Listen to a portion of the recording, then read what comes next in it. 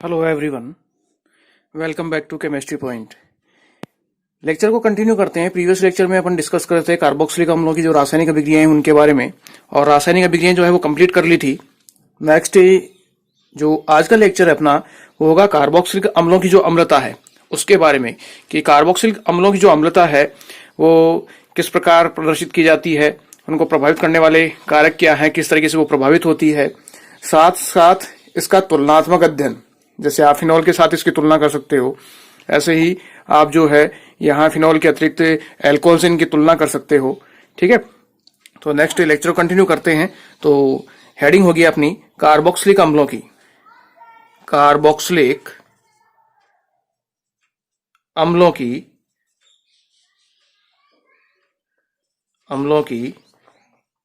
अम्लता। कार्बोक्सिलिक अम्लों की अम्लता। कार्बोक्सिलिक अम्लों की अम्लता क्या है, पहले इसको समझे, उसके बाद में जो है जहां लिखाने की आवश्यकता होगी वहां मैं आपको पॉइंट लिखा दूंगा। देखो कार्बोक्सिलिक अम्लों की अम्लता क्या होती है कि जब आप कार्बोक्सिलिक अम्ल को, ठीक है, जैसे एक कार्बोक्सिलिक अम्ल है, लिखना कुछ नहीं है, मैं लिखाऊंगा प्रॉपर रूप से, उसके बाद में आपने लिखना है। कार्बोक्सिलिक अम्ल जो है, जैसे एक कॉमन कार्बोक्सिलिक अम्ल लिया आपने R C double bond OH। इस कार्बोक्सिलिक अम्ल को जब आप जल में घोलते हो, जल में विलय करते हो, तो इस कार्बोक्सिलिक अम्ल की जब जल से क्रिया होती है तो ये जल में जो है वियोजित होकर carboxylate ion RC double bond O ऋणायन और साथ में H3O धनायन, जिसे अपन हाइड्रोनियम आयन कहते हैं। ये क्या है आपका हाइड्रोनियम आयन, जिसे कहा जाता है हाइड्रोनियम आयन। ठीक है, और ये कहलाएगा आपका कार्बोक्सिलेट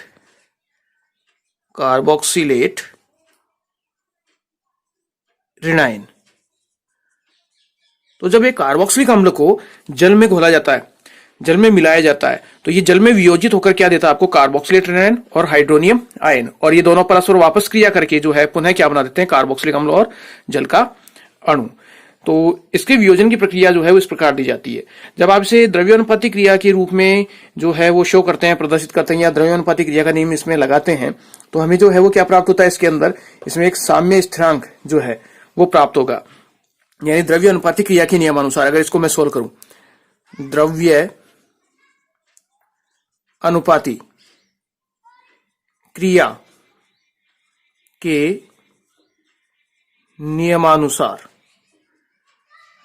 ठीक है, द्रव्य अनुपाती क्रिया के नियमानुसार इसकी बात की जाए, तो इसको लेने से पहले जो मैं थ्योरेटिकल पॉइंट लिखा रहा हूं पहले आप वो लिखें, उसके बाद में इसको स्टेप बाय स्टेप देखेंगे। तो सबसे पहले पॉइंट लिखो, हेडिंग आप डालना कार्बोक्सिलिक अम्लों की अम्लता, और इसका फर्स्ट पॉइंट लिखो, कार्बोक्सिलिक अम्ल को जल में, कार्बोक्सिलिक अम्ल को जल में घोलने पर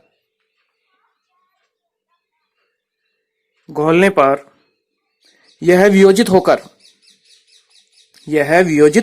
होकर कार्बोक्सिलेट ऋणायन एवं हाइड्रोनियम आयन, कार्बोक्सिलेट ऋणायन एवं हाइड्रोनियम आयन प्रदान करता है, हाइड्रोनियम आयन प्रदान करता है, जिसे निम्न प्रकार से प्रदर्शित किया जा सकता है, जिसे निम्न प्रकार से प्रदर्शित किया जा सकता है। और ये equation RC double bond OH H2O, तो कार्बोक्सिलिक अम्ल क्या देगा अपनी, हाइड्रोजन। इस हाइड्रोजन को कौन लेगा, जल का अणु, और जल का अणु लेकर क्या बना देगा, हाइड्रोनियम आयन H3O धनायन, और जैसे हाइड्रोजन बाहर निकलती तो उससे क्या बनता है, कार्बोक्सिलेट ऋणायन। यानी इस हाइड्रोजन का इलेक्ट्रॉन कौन ले लेगा, बॉन्ड का इलेक्ट्रॉन कौन ले लेगा, विद्युत ऋणीय ऑक्सीजन परमाणु, और ऋणावेश बना देगा, वो कहलाएगा कार्बोक्सिलेट ऋणायन, और साथ में बनता है हाइड्रोनियम आयन। तो ये इक्वेशन लिखेंगे,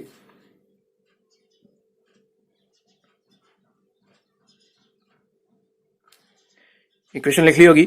इसके नीचे द्रव्य अनुपाती, इसी के नीचे लिखना है, द्रव्य अनुपाती क्रिया के नियमानुसार, द्रव्य अनुपाती क्रिया के नियमानुसार, ठीक है, नियमानुसार के आगे डैश कर दो और देखते हैं इसमें द्रव्यानुपाती क्रिया के नियमानुसार इसमें क्या होगा। द्रव्यानुपाती क्रिया के नियमानुसार जो अपने को एक साम्य स्थिरांक जो है वो प्राप्त होता है। कैसे, तो यहां इसको ले सकते हैं के इक्वेशन बराबर, के इक्वेशन क्या होता है 11th क्लास में अपने रासायनिक साम्य और आयनिक साम्य में पढ़ा है कि उत्पाद बटा क्या होता है अभिकारक। तो अपने पास उत्पाद की स्थिति ये है, उत्पाद बटा क्या होता है अभिकारक। तो पहले क्या लिखा जाएगा ऊपर उत्पाद और नीचे क्या होगा आपका अभिकारक। के इक्वेशन ये होती है उत्पाद बटा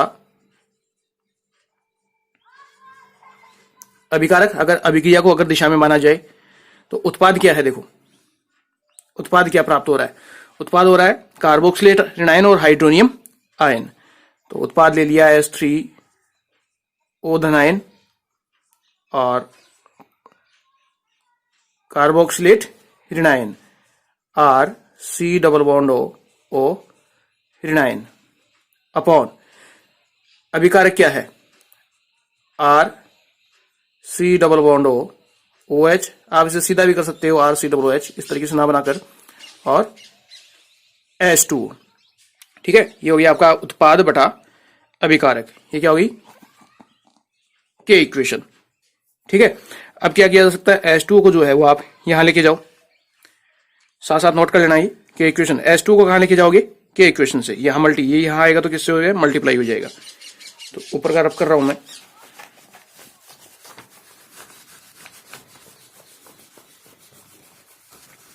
तो समीकरण क्या होगी, ठीक है H2 ऊपर जाएगा तो क्या हो जाएगा H2 जब ऊपर जाएगा तो ये हो जाएगा के इक्वेशन। ठीक है, H2O कहां गया इसके पास, H2O यहां से कहां जाएगा के इक्वेशन के पास, के इक्वेशन H2O। अब जो बचा उसको ले लो बराबर के ए RC डबल बॉन्ड और ऋणायन और H3O धनायन अपॉन RC डब्लो H। ठीक है, ये जहां के क्या है अपने पास, के जो है वो अम्ल वियोजन स्थिरांक होता है और के इक्वेशन क्या है ये साम्यावस्था स्थिरांक होता है। जहां आप नीचे लिख सकते हो जहां के इक्वेशन बराबर है साम्यावस्था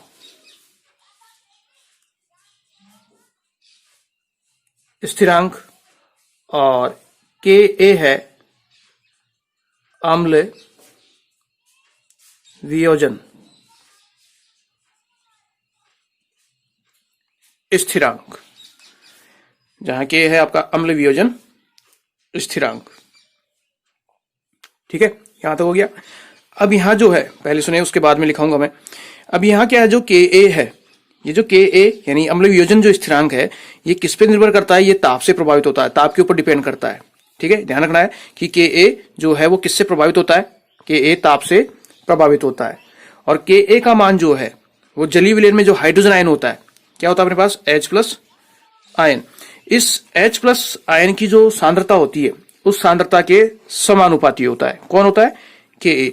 के यानी अम्ल वियोजन स्थिरांक जो है वो किसके समानुपाती होता है H+ आयनों की सांद्रता के समानुपाती होता है। इसका अर्थ हुआ कि जैसे जैसे H+ आयन की सांद्रता बढ़ेगी वैसे वैसे के ए बढ़ेगा, या आप यूं भी कह सकते हो कि जैसे जैसे के ए के मान में वृद्धि होती है वैसे वैसे H+ आयन के मान में क्या होती है वृद्धि, और जैसे जैसे H+ आयन के मान में वृद्धि होगी वैसे वैसे उसकी अम्लता के मान में भी क्या होगी वृद्धि होती जाएगी। ठीक है, यानी वियोजन का मान के ए क्या बताता है कि के ए का मान जो है वो जितना अधिक होगा उस अम्ल के वियोजित होने की प्रवृत्ति उतनी ही क्या होगी ज्यादा होगी, और वो उतना ही क्या होगा प्रबल अम्लीय होगा। ठीक है, समझ में आ रही बात कि के ए जो है वो किसके समानुपाती है H+ आयन के, और के ए H+ आयन के समानुपाती है तो H+ आयन के समानुपाती इसका अर्थ हुआ कि जैसे जैसे के ए बढ़ेगा तो उस अम्ल के जो है वो वियोजन होने की प्रवृत्ति की क्या होगी उतनी ही ज्यादा हो जाएगी, और अम्ल जितना ज्यादा वियोजित होगा तो उसकी प्रबलता यानी अम्लीय प्रबलता उतनी ही ज्यादा होगी। क्लियर है, तो इसके नीचे जो है वो पॉइंट लिखें। नेक्स्ट अगला पॉइंट है के ए का मान तापमान से प्रभावित होता है, तापमान से प्रभावित होता है।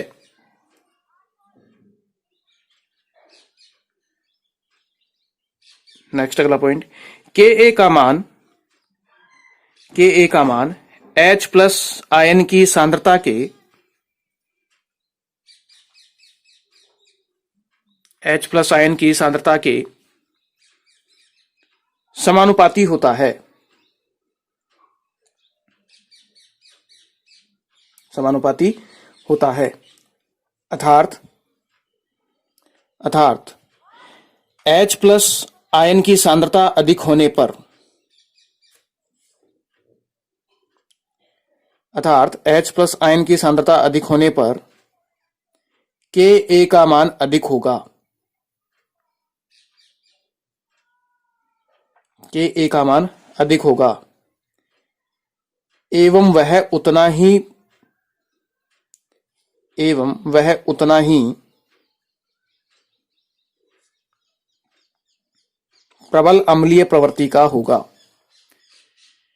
एवं उतना ही प्रबल अम्लीय प्रवृत्ति का होगा।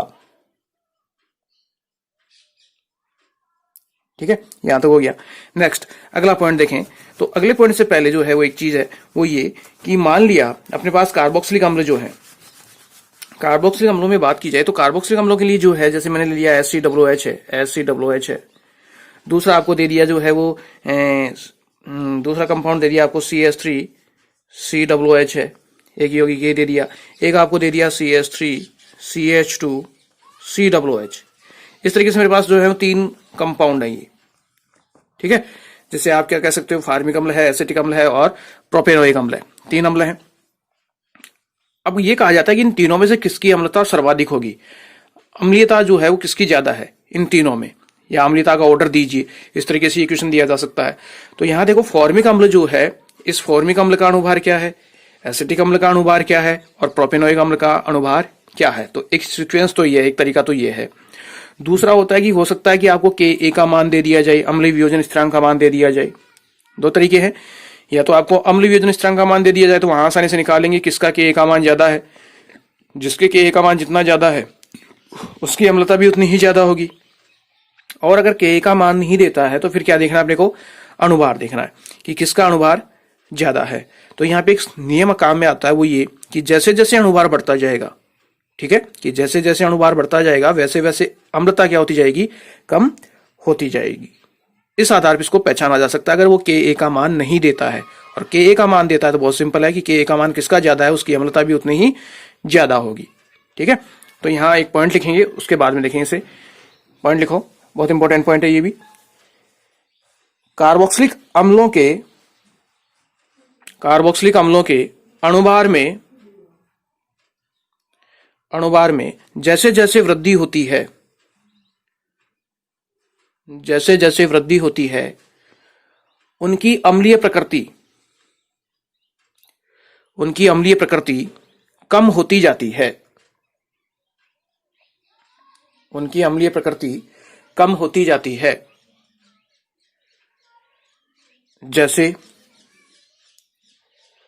जैसे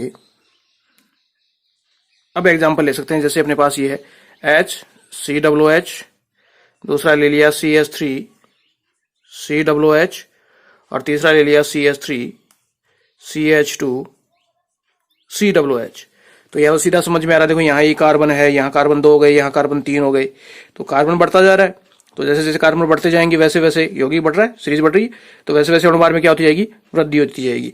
तो किसकी जो है वो अम्लता सबसे ज्यादा होगी, यहाँ इस जगह सबसे ज्यादा अम्लता किसकी होगी, फॉर्मिक अम्ल की, उसके बाद में एसिटिक अम्ल की, और सबसे कम होगी आपकी प्रोपेनोइक अम्ल की। कारण कि इधर से इधर की ओर चलने पर, इधर से फॉर्मिक अम्ल से प्रोपेनोइक अम्ल की ओर चलने पर क्या हो रहा है, देखो यहाँ इस तीर का निशान क्या है कि इधर से इधर की ओर चलने पर अणुभार में क्या हो रही है, वृद्धि हो रही है। और अणुभार में वृद्धि हो रही है तो इधर से जब इधर की ओर चलोगे, फॉर्मिक अम्ल से प्रोपेनोइक अम्ल की ओर चलोगे, तो अम्लता के मान में क्या हो जाएगी, कमी हो जाएगी।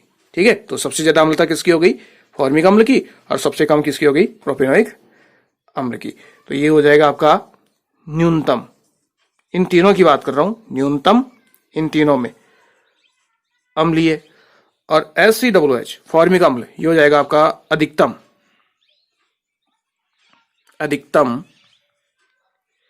अम्लीय। ठीक है, तो आप ये एग्जांपल उतारें, ये ऊपर वाला मत लिख लेना। ये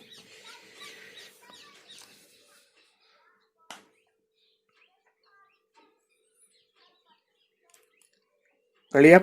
नेक्स्ट अगला पॉइंट जिसमें है, अगला पॉइंट डालो, हेडिंग के रूप में डालो, सॉरी हेडिंग डालो, कार्बोक्सिलिक अम्लों की अम्लता का कारण। कार्बोक्सिलिक अम्लों की अम्लता का कारण। ठीक है, कि कार्बोक्सिलिक अम्ल जो है वो अम्लता प्रदर्शित करते हैं, तो उनकी अम्लता प्रदर्शित करने का जो प्रमुख रीजन है, प्रमुख कारण जो है वो क्या है। तो सबसे पहले इसको समझें, देखें, उसके बाद में मैं आपको इसको प्रॉपर नोट्स के रूप में लिखाऊंगा। तो देखो कार्बोक्सिलिक अम्ल जो है वो अम्लता क्यों देता है, उसका रीजन। तो उसके रीजन के लिए है कि कार्बोक्सिलिक अम्ल, जैसे कार्बोक्सिलिक अम्ल है RC डबल बॉन्ड O और H, इसमें जो है इस ऑक्सीजन परमाणु के पास 2 लोन पेयर है, इस ऑक्सीजन परमाणु के पास 2 लोन पेयर है। ठीक है, अब क्या होता है इसमें कि इसमें जब अनुनादी प्रक्रियाएं चलती है, अनुनाद होता है, तो अनुनाद किस तरीके से होगा कि इसका पाई बॉन्ड जो है वो ब्रेक होगा, और पाई बॉन्ड के इलेक्ट्रॉन कौन लेगा, ये ऑक्सीजन परमाणु, क्योंकि कार्बन के सापेक्ष ऑक्सीजन की विद्युतता क्या होती है, ज्यादा होती है। तो यहां से पाई बॉन्ड के इलेक्ट्रॉन इसने ले ली। ठीक उसी समय क्या होता है कि इसमें यहां से इसका जो लोन पेयर है, इस ऑक्सीजन परमाणु का लोन पेयर यहां क्या कर देता है, डबल बॉन्ड क्रिएट कर देता है। एक पाई बॉन्ड टूटा, उसी समय इसने लोन पेयर देखी, यहां क्या बना दिया, डबल बॉन्ड बना दिया। तो इसकी जो अनुनादी संरचना किस तरीके से हो जाएगी, हो जाएगी RC सिंगल बॉन्ड। अब यहां क्या हो जाएगा, सिंगल बॉन्ड, और इस पर चार्ज क्या आ जाएगा, नेगेटिव, क्योंकि इसने देखो इलेक्ट्रॉन, पाई बॉन्ड का इलेक्ट्रॉन इसको दिया है, तो इसके ऊपर चार्ज क्या हो गया, नेगेटिव हो गया। यहां क्या बन जाएगा, इसी को हो जाएगा डबल बॉन्ड, ऑक्सीजन परमाणु, और इस ऑक्सीजन परमाणु पे चार्ज क्या आ जाएगा, पॉजिटिव और H, क्योंकि ऑक्सीजन ने अपना इलेक्ट्रॉन दिया है, तो ऑक्सीजन पे चार्ज क्या होगा, पॉजिटिव। तो जो इलेक्ट्रॉन देता है उसके ऊपर पॉजिटिव चार्ज, जो ले रहा है उसके ऊपर नेगेटिव चार्ज। ये ले रही है तो इस पर नेगेटिव चार्ज है, ये दे रहा है ये ऑक्सीजन परमाणु, तो इसके ऊपर पॉजिटिव चार्ज है। तो इस तरीके से इसकी जो अनुनादी संरचना बन गई वो आपकी पहली अनुनादी संरचना, फर्स्ट ये और सेकंड ये 2 अनुनादी संरचनाएं बनती हैं किसकी, कार्बोक्सिलिक अम्ल के अणु की। कार्बोक्सिलिक अम्ल का अणु है ये, तो कार्बोक्सिलिक अम्ल के अणु की ये 2 संरचनाएं अनुनादी संरचनाएं हैं। अब यहां देखो, जब इसके अंदर आप वियोजित करते हो, इसे घोलते हो माध्यम के अंदर, तो माध्यम के अंदर जो है वो क्या होता है कि इसमें जो OH बंध है, जो इसकी बात की जा रही है, जब अनुनादी संरचना आप गौर से देखोगे तो इसमें जो ये OH बंध है, ये OH बंध क्या हो जाता है, दुर्बल हो जाता है, क्योंकि ऑक्सीजन के ऊपर क्या चार्ज आ रहा है, पॉजिटिव, यानी ऑक्सीजन के पास क्या है, इलेक्ट्रॉन की कमी हो रही है। अब ऑक्सीजन के पास इलेक्ट्रॉन की कमी हो रही है तो ये पूर्ति करना चाहेगा।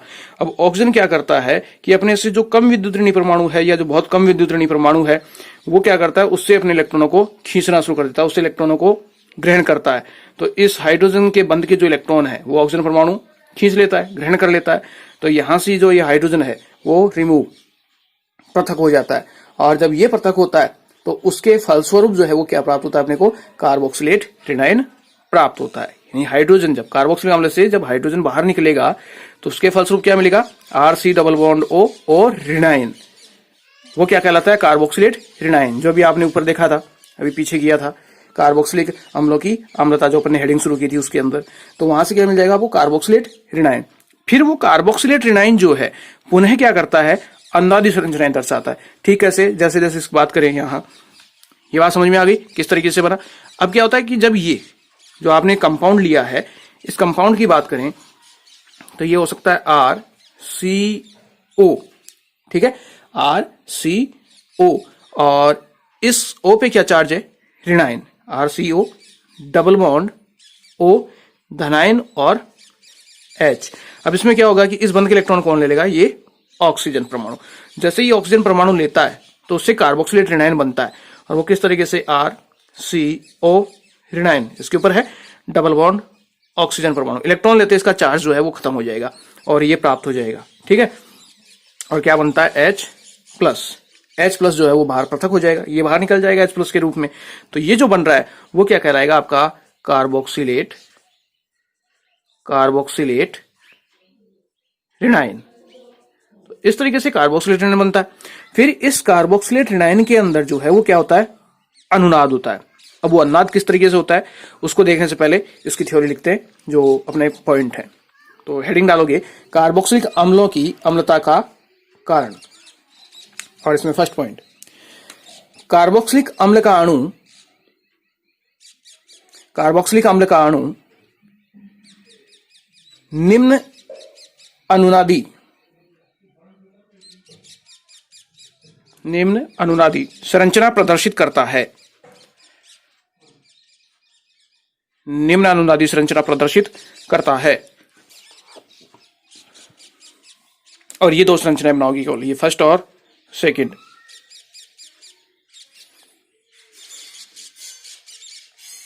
बना ली। उसके नीचे आओ, उसके नीचे लिखो उपरोक्त संरचना के आधार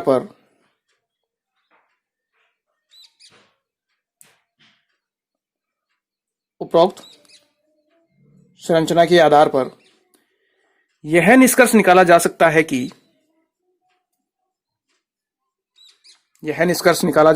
कि और ये देखो, ये वाला यहां जहां अंगुली मैं रख रहा हूं, निकाला जा सकता है कि OH बंध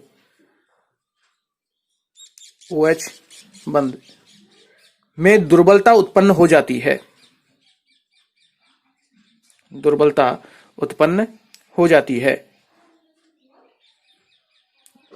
क्योंकि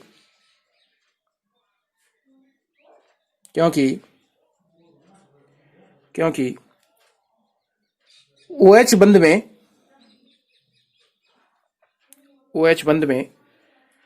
ऑक्सीजन परमाणु पर इलेक्ट्रॉन घनत्व कम हो जाता है।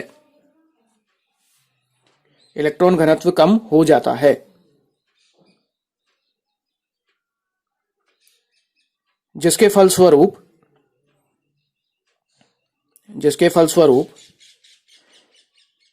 OH बंध के इलेक्ट्रॉनों को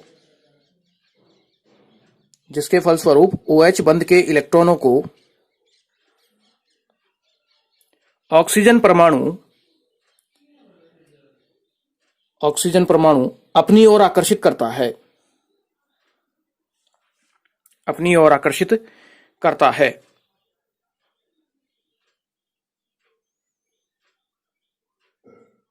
तथा OH बंध दुर्बल होकर टूट जाता है एवं प्रोटॉन मुक्त होता है।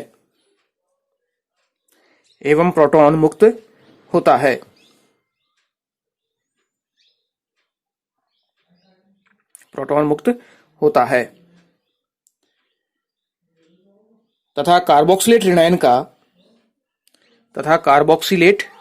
का निर्माण होता है।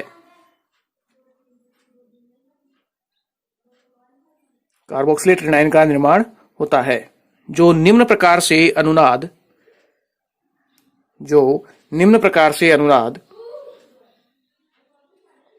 प्रदर्शित करता है।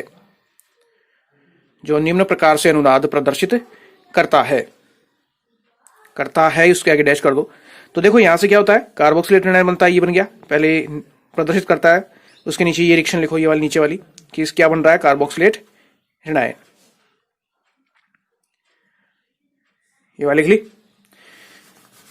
अब ये अनुनाद किस तरीके से दर्शाता है कार्बोक्सिलेट ऋणायन, उसके लिए आए तो कार्बोक्सिलेट ऋणायन जो अनुनाद किस तरीके से दर्शाएगा, RCO और यहां है double bond O, lone pair present है और इसके ऊपर चार्ज क्या है, नेगेटिव। ठीक है, तो ये क्या करता है, अपना नेगेटिव चार्ज क्या करता है, यहां इस जगह स्थानांतरित करता है। जिस समय ये अपना नेगेटिव चार्ज यानी इलेक्ट्रॉन इसको डोनेट करता है, उस समय से पाई बॉन्ड टूट के यहाँ पे इलेक्ट्रॉनों का विस्थानीकरण हो जाता है। जैसे इलेक्ट्रॉन यहां विस्थानीकृत होता है, ठीक है, तो अनुनादी संरचना किस तरीके से जो है वो परिवर्तित होगी। अनुनादी संरचनाओं के लिए देखा जाए किस तरीके से परिवर्तित हो सकती है, तो यहां जो है वो जाएगा आपका RC, तो यहां तो क्या बन जाएगा, डबल बॉन्ड O, और यहां क्या हो जाएगा, सिंगल बॉन्ड ऑक्सीजन परमाणु। ठीक है, और चार्ज क्या जाएगा, नेगेटिव। इलेक्ट्रॉन यहां स्थानांतरित हो गया तो चार्ज क्या हो जाएगा आपका, नेगेटिव। तो इस तरीके से ये दो अनुनादी संरचनाएं प्राप्त होती हैं। ये अनुनादी संरचना आपकी क्या हो सकती है, कार्बोक्सिलेट, किसकी है ये, कार्बोक्सिलेट ऋणायन की। यह है आपका कार्बोक्सिलेट कार्बोक्सिलेट ऋणायन। ठीक है, आ गई बात समझ में। तो यहां क्या हो रहा है, अब देखो, कार्बोक्सिलिक अम्ल और कार्बोक्सिलेट ऋणायन दोनों ही अनुनाद दर्शाते हैं। वो भी अनुनाद दर्शा रहा था, ये भी जो है वो क्या कर रहा है, अनुनाद दर्शा रहा है। कार्बोक्सिलेट ऋणायन भी अनुनाद दर्शाता है और कार्बोक्सिलिक अम्ल का अणु भी अनुनाद दर्शाता है। दोनों ही अनुनाद दर्शाते हैं और दोनों ही अनुनाद द्वारा क्या होते हैं, स्थायी होते हैं। लेकिन क्वेश्चन ये है कि इन दोनों में जब अनुनाद होता है तो इन दोनों में ज्यादा स्थायी कौन है। ठीक है, तो इन दोनों में जो सबसे ज्यादा स्थायी है वो आपका कौन सा है, कार्बोक्सिलेट ऋणायन। अब देखो कार्बोक्सिलेट ऋणायन स्थायी क्यों हुआ, आप रफली दो रीजन निकालो। तो देखो कार्बोक्सिलिक अम्ल की अनुनादी संरचना देखोगे, जब ऊपर हुई उसमें क्या आ रहा था, ऑक्सीजन के ऊपर पॉजिटिव चार्ज आ रहा था। देखोगे तो आ रहा था कि ये के अंदर, यहां देखो ऑक्सीजन में जो है वो दोनों ऑक्सीजन में, यहां देखो ऑक्सीजन में और यहां ऑक्सीजन में देखो, दोनों पे चार्ज क्या आ रहा है, नेगेटिव चार्ज आ रहा है। और ये मुझे मालूम है, आपको भी मालूम होगा इन चीजों का, कि प्रबल जो विद्युत ऋणी परमाणु होता है उसके ऊपर नेगेटिव चार्ज ज्यादा स्थायी होता है और कम विद्युत ऋणी परमाणु पे अगर नेगेटिव चार्ज है तो अनस्टेबल होता है, वो अस्थायी होता है। तो यहां देखो दोनों ऑक्सीजन परमाणु कार्बन की तुलना में क्या है, ज्यादा विद्युत ऋणी है। तो ज्यादा विद्युत ऋणी किनके ऊपर है, ऑक्सीजन परमाणु पे, इसलिए कार्बोक्सिलेट आयन का जो है स्थायित्व ज्यादा है। लेकिन वहां उस कंडीशन में क्या था, ऑक्सीजन परमाणु के ऊपर पॉजिटिव चार्ज था, इसलिए जो है उसका स्थायित्व जो है वो अपेक्षाकृत क्या होता है, कम होता है। तो कार्बोक्सिलेट ऋणायन जो है इसका स्थायित्व ज्यादा और कार्बोक्सिलिक अम्ल का जो अणु है उसका स्थायित्व अपेक्षाकृत क्या होता है, कम होता है। तो नेक्स्ट अगला पॉइंट इसके लिए लिखो, कार्बोक्सिलिक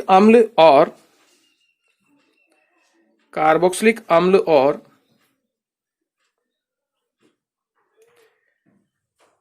कार्बोक्सिलेट ऋणायन दोनों ही अनुनाद द्वारा स्थायी होते हैं। लेकिन कार्बोक्सिलेट ऋणायन की अनुनादी ऊर्जा अधिक होती है।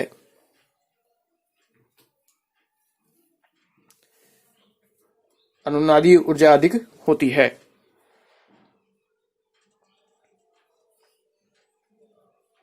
क्योंकि इसकी दोनों अनुनादी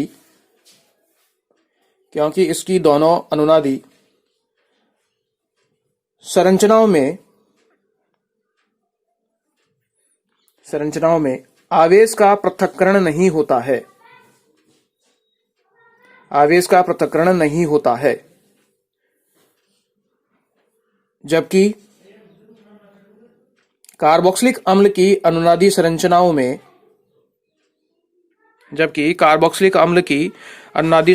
में आवेश का पृथक्करण होता है।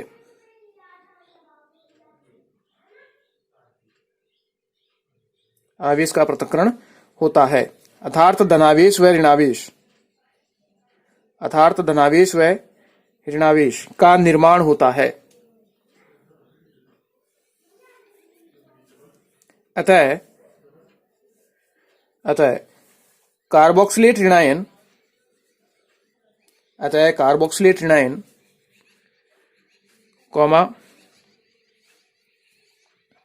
कार्बोक्सिलिक अम्ल के अणु की तुलना में ज्यादा स्थायी होता है।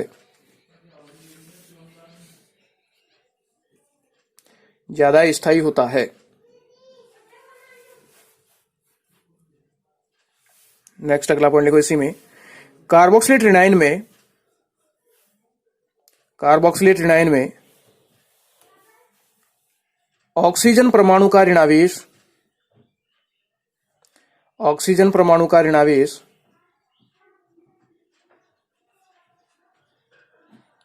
ऑक्सीजन पर स्थानीकृत ना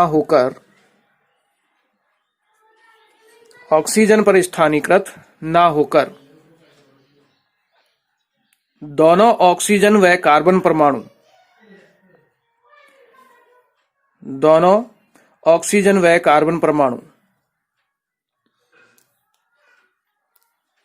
पर विस्थानीकृत होता है।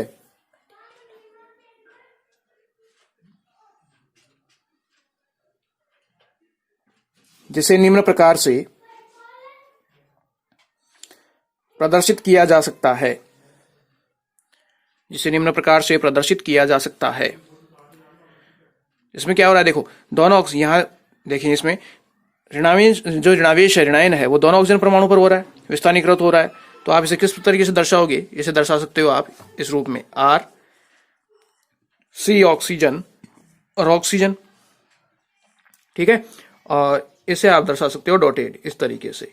और यहां आपका हो जाएगा नेगेटिव चार्ज, कि नेगेटिव चार्ज जो है वो दोनों ऑक्सीजन पर क्या हो रहा है, बराबर विस्थानीकृत हो रहा है, ठीक है। नेक्स्ट, ये संरचना बना रही, इसके नीचे इसको कहते हैं कार्बोक्सिलेट ऋणायन का अनुनादी शंकर। ये होता है अनुनादी शंकर, अनुनादी शंकर किसका है, कार्बोक्सिलेट ऋणायन का। नीचे नेक्स्ट अगला पॉइंट लिखो, कार्बोक्सिलिक अम्ल तथा कार्बोक्सिलेट ऋणायन। कार्बोक्सिलिक अम्ल तथा कार्बोक्सिलेट ऋणायन अगला पॉइंट है, और बहुत इंपॉर्टेंट है, इंपॉर्टेंट कर लेना, स्टिक को कर लेना इसको। कार्बोक्सिलिक अम्ल तथा कार्बोक्सिलेट ऋणायन दोनों में अनुनाद के कारण, दोनों में अनुनाद के कारण कार्बन व ऑक्सीजन के बीच, कार्बन व ऑक्सीजन के बीच द्विआबंध का गुण कम हो जाता है। द्विआबंध का गुण कम हो जाता है। अतः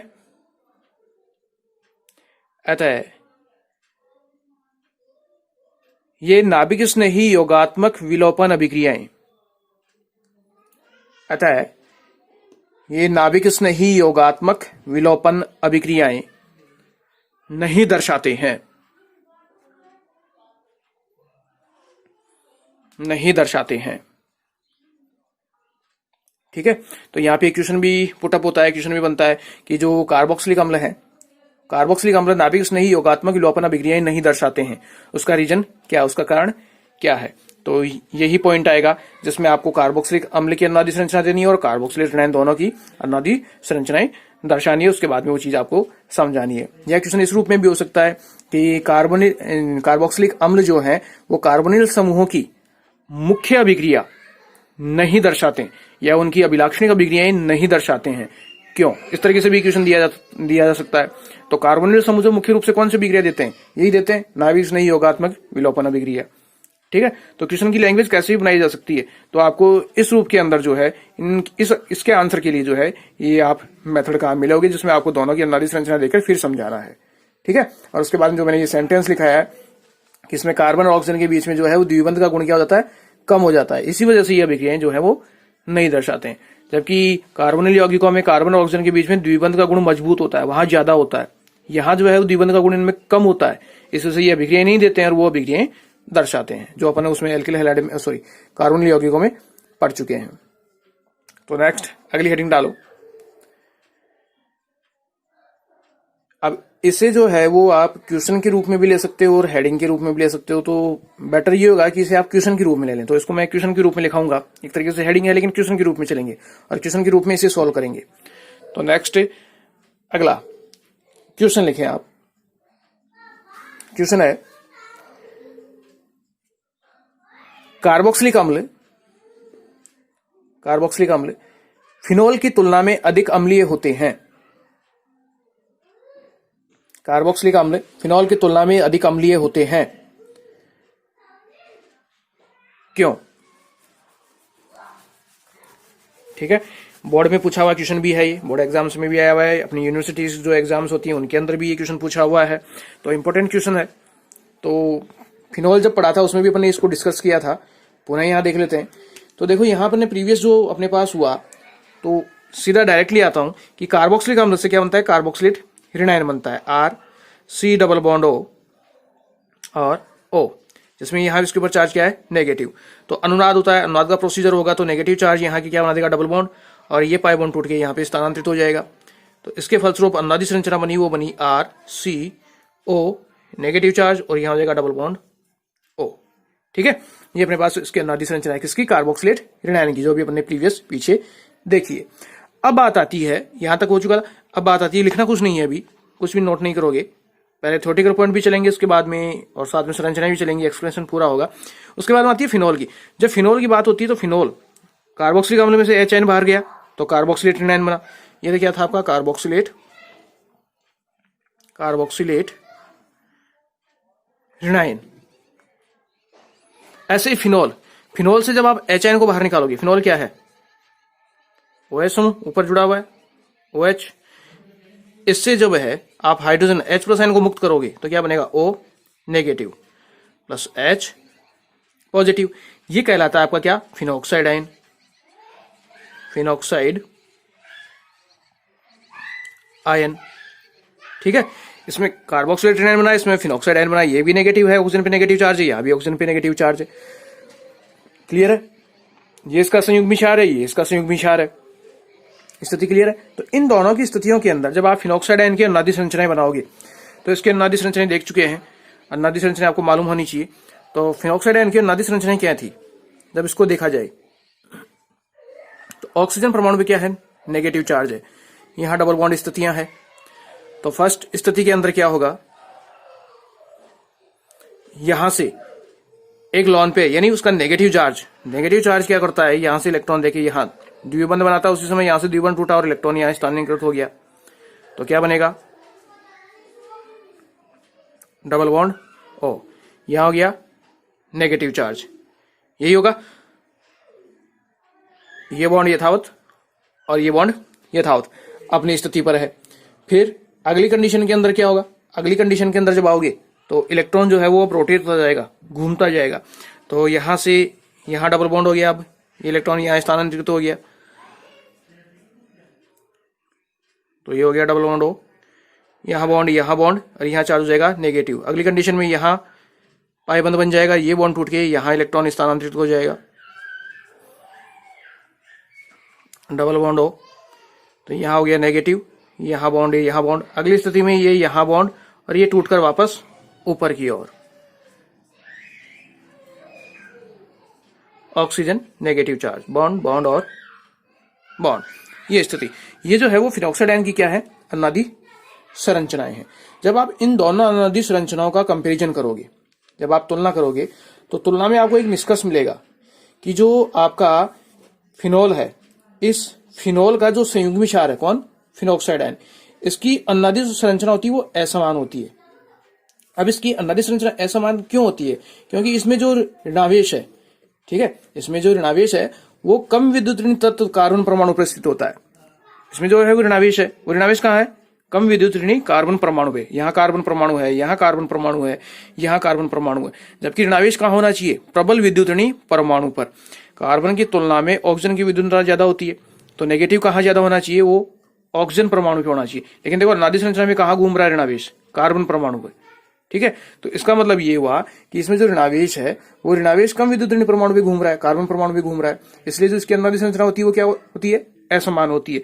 लेकिन आप ऊपर वाली संरचना में देखो, कार्बोक्सिलेट ऋणायन में देखो, ऋणावेश कहाँ घूम रहा है, ऋणावेश यहाँ इस ऑक्सीजन परमाणु पे है और ऋणावेश यहाँ इस ऑक्सीजन परमाणु पे, कार्बन पे कहीं भी नहीं है।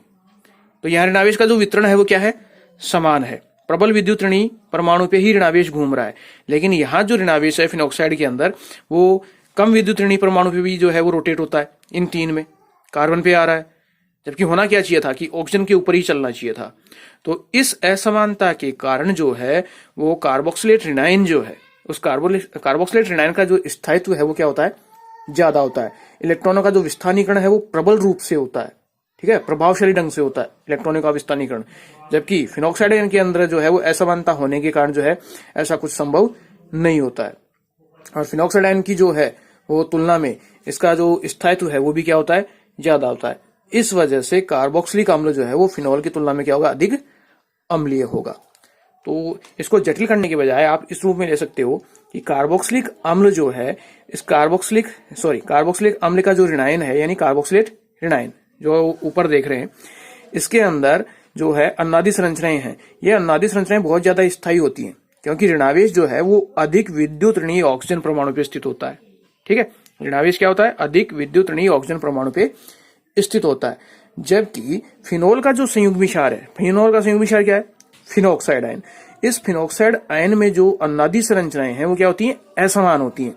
असमान क्यों होती है कि इनमें जो ऋणावेश है वो कम विद्युत ऋणी कार्बन परमाणु पे स्थित होता है। ये जैसे ये है, ये पोजीशन और ये पोजीशन है, इसमें ऋणावेश कम विद्युत ऋणी कार्बन परमाणु पे स्थित होता है, और इसी कारण जो है वो कार्बोक्सिलेट आयन फिनोक्साइड आयन की तुलना में क्या होगा, अधिक स्थायी होगा।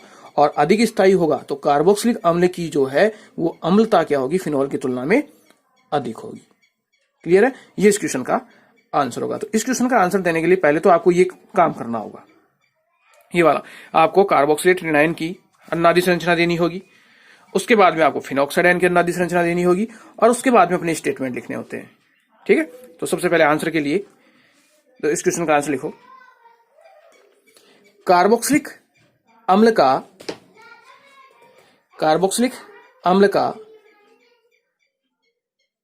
संयुग्मी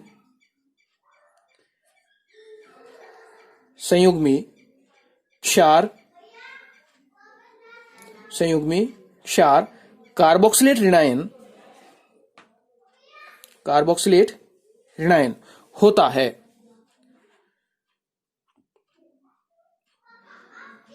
जो दो समान अनुनादी संरचनाओं द्वारा, और इसके नीचे अंडरलाइन करना, दो समान अनुनादी संरचनाओं द्वारा, इसके नीचे अंडरलाइन करना, ये इंपॉर्टेंट करना है, ये सेंटेंस बहुत इंपॉर्टेंट है। दो समान अनुनादी संरचनाओं द्वारा स्थायित्व प्राप्त करता है एवं इसमें ऋणावेश अधिक विद्युत ऋणी ऑक्सीजन परमाणु पर स्थित होता है, जैसे और ये बनाओ, केवल कार्बोक्सिलेट ऋणायन की अनुनादी संरचना, ये कार्बोक्सिलेट ऋणायन की ही बनानी है अनुनादी संरचना, ये फिनोल वाली नहीं बनानी है। ये बनाओ जैसे, और ये अनुनादी संरचना,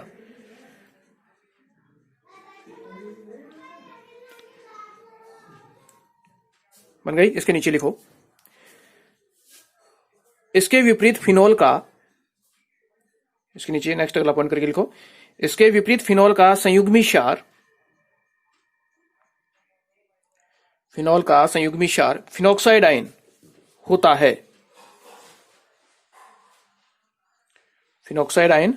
है, जिसकी अनुनादी संरचनाएं असमान होती हैं, अनुनादी संरचनाएं असमान होती है, तथा इसमें ऋणायन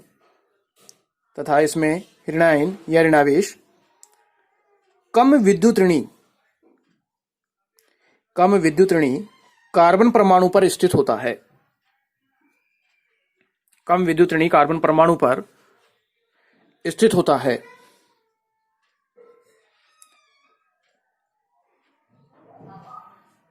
जिसे निम्न प्रकार से प्रदर्शित किया जा सकता है। और ये अब आपको ये फिनोल वाली स्थितियां बनानी है, ये फिनोल है, इससे फिनोक्साइड आयन बना, और ये फिनोक्साइड आयन की अनुनादी संरचनाएं।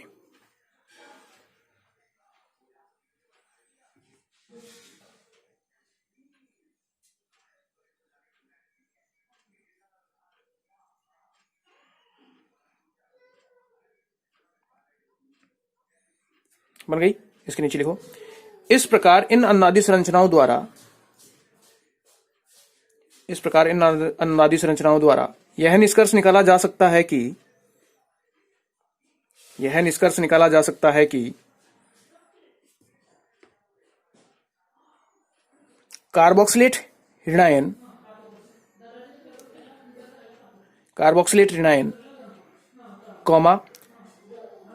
फिनोक्साइड आयन की तुलना में अधिक स्थायी होता है,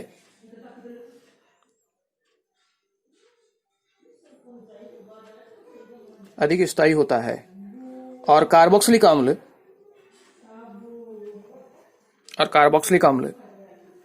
फिनॉल की तुलना में अधिक अम्लीय होते हैं। फिनॉल की तुलना में अधिक अम्लीय होते हैं। ठीक है, तो ये रीजन है कि कार्बोक्सिलिक अम्ल जो है वो फिनॉल की तुलना में अधिक अम्लीय होता है, तो वो क्यों होता है। ठीक है, तो ये आप इस क्वेश्चन का आंसर इस रूप में देंगे। नेक्स्ट इसके अंदर जो क्वेश्चन है और जो अपना शेष हिस्सा है इसका कि कार्बोक्सिलिक अम्ल को प्रभावित, इसकी अम्लता को जो प्रभावित करने वाले कारक कौन से हैं, उनके ऊपर कौन कौन से कारक प्रभाव डालते हैं, किस प्रकार प्रभाव डालते हैं, और क्वेश्चन को वो नेक्स्ट अगले वीडियो के अंदर कंसल्ट करेंगे। और वो अपना अंतिम लेक्चर होगा इस कार्बोक्सिलिक अम्ल का। क्लियर है, तो इसको पीछे एक बार उस जो आने वाला नेक्स्ट अगला वीडियो होगा उसको देखने से पहले इसको प्रॉपर रूप से समझे। अगर आपने ये प्रॉपर रूप से समझ लिया तो आने वाला जो लेक्चर है वो और भी आसान हो जाएगा। ठीक है, तो नेक्स्ट है आखिरी जो हिस्सा है उसे नेक्स्ट अगली वीडियो के अंदर कंसल्ट करेंगे।